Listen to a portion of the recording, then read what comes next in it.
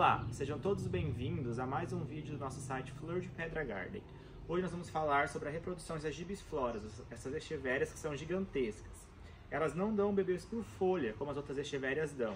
Então nós vamos usar algumas artimanhas para a reprodução delas. Uma é pela haste floral, que hoje não vai ser o tema do nosso vídeo, e a outra vai ser por decapitação. Você pode ver que a gibiflora está bem compacta, a roseta inicial, mas o caule já está bem alongado, né? E com isso ela fica uma planta esteticamente feia. Tem algum problema deixar ela assim? Não. Mas com o passar do tempo, o substrato que essa planta está plantada, ele vai sendo esgotado os minerais, os nutrientes que tem ali dentro. E a roseta começa a diminuir. Você pode perceber essa midori. É uma planta extremamente grande. Mas como o substrato está muito velho já, a gente vai ter que replantar ela. Então, ou teria que trocar o substrato ou decapitar. Mas quando a gente decapita ela, a gente estimula a roseta da echeveria a crescer bem mais. Porque o caule aqui em cima é mais grosso, vai produzir mais raízes saudáveis, ter mais nutrientes e com isso ela vai ficar bem maior. Então muitas pessoas têm medo de decapitar, me falam: ah, Rafael, eu não gosto de decapitar porque pode apodrecer, a gente pode perder a matriz. Tem esse risco? Tem. Mas se você fazendo um passo a passo certinho, é muito difícil a gente perder as matrizes, né? Então a gente vai decapitar algumas plantas aqui e eu vou dando dicas durante o vídeo. Essa Mauna Espanha, você pode perceber que ela já tem alguns bebezinhos bem pequenos, menor do que o meu dedo, aqui no caule. O que acontece? Como ela está mandando toda a força para a roseta principal, essas plantas não crescem. Algumas gibifloras podem dar bebês nas laterais, mas não é tão comum, mas às vezes pode acontecer. Então, quando eu decapitar o ápice central, que é essa roseta principal da gibiflora, esses bebês vão sobrar energia e vão começar a crescer. Depois eu decapito eles e tiro mudas novas. Então, o que a gente utiliza? Eu gosto bastante, para elas que têm um caule bem duro, uma faquinha de serra. Sempre uma faquinha limpa, passar um álcool 70 nela, ou passar o fogo para esterilizar. Essa faquinha eu utilizo só para isso. Então, plantas que estão com fungo, plantas que estão doentes, a gente não utiliza essa faquinha. Ela é extremamente só para isso, só para decapitação. Quando eu vou decapitar uma planta, eu vou tirar a roseta principal e geralmente tem pessoas que vão querer decapitar ela aqui. O que acontece? Quando eu decapito ela aqui, esse caule não se alimenta mais, porque o que alimenta a planta é a fotossíntese pelas folhas, né? Então tem chances dele morrer por falta de nutrientes. Então eu geralmente gosto de deixar 2, 3, até 4 folhas aqui no caule, para essas folhas fazerem a alimentação dos bebês e do caule que ficou para trás. Não tem segredo, a gente vai colocar a faca aqui no caule. Eu gosto de cortar ele na diagonal para a água não ficar empoçado, porque senão a gente pode perder esse caule. E a gente vai forçar a faca. Ó, super simples. Cortou. A roseta, agora, eu vou deixar ela descansar. Eu deixo em cima da tela mesmo, só faço assim, por 3, 4 dias até cicatrizar um pouco. E já planto ela no substrato seco. E só vou aguar quando ela tiver raiz. Tem pessoas que passam própolis, canela, pode ser passado também. Como a gente que tem uma grande produção, eu não consigo ficar passando planta por planta. Então eu mantendo ela fora do ambiente seco, agora até ela enraizar e depois plantando, já é o suficiente, não preciso estar me preocupando tanto. Esse caule também aqui a gente vai evitar de aguar, vai evitar de estar deixando úmido aqui, porque ele pode apodrecer. Se você quiser passar canela, passar cola instantânea, passar própolis, pode passar, não tem problema algum. Mas como a gente tem bastante produção, a gente não consegue daí passar uma por uma com essas medicações. Você pode perceber que essa roseta vai ficar bem mais compacta, bem mais bonita dentro do vaso. Então esteticamente ela vai ficar melhor. Ela vai perder essas folhas grandes, né, devidamente, por causa da cicatrização. E vai ficar essa roseta coisa mais linda, então voltando à mesma cor.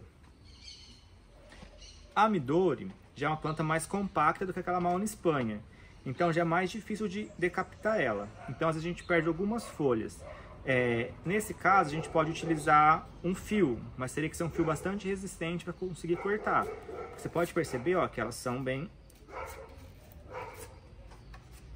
firmes, né? Não é tão fácil de cortar. Mas também não tem segredo, ó. Você passa a faca aqui e decapitou a rosetinha central e aqui ela vai dar mudas, ó. Ela também já tem um bebezinho, mas bem pequeno. E esse bebê, se ele ficar aqui, ele vai morrer.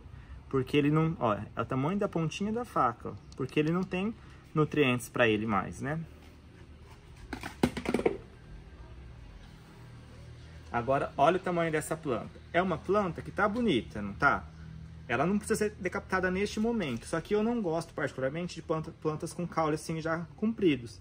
Então eu venho aqui, como essa planta é uma híbrida, ela cresce muito rápido. Então vira e mexe, umas 2 vezes no ano a gente está decapitando. Eu vou deixar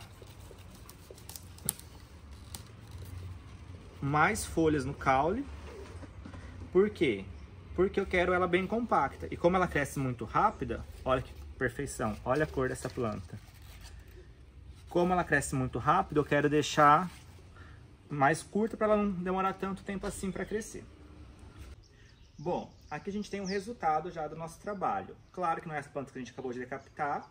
Cada espécie demora um certo tempo para formar os bebês, né? Eu gosto de decapitar eles quando você tem uma muda já firme, saudável, que você percebe que ela está grande já o suficiente para ser decapitada. Algumas espécies dão mais bebês. A papageno, para você ver, ó, tem 1, 2, 3, 4, 5 filhotes. Então, uma planta que, por decapitação, dá bastante filho.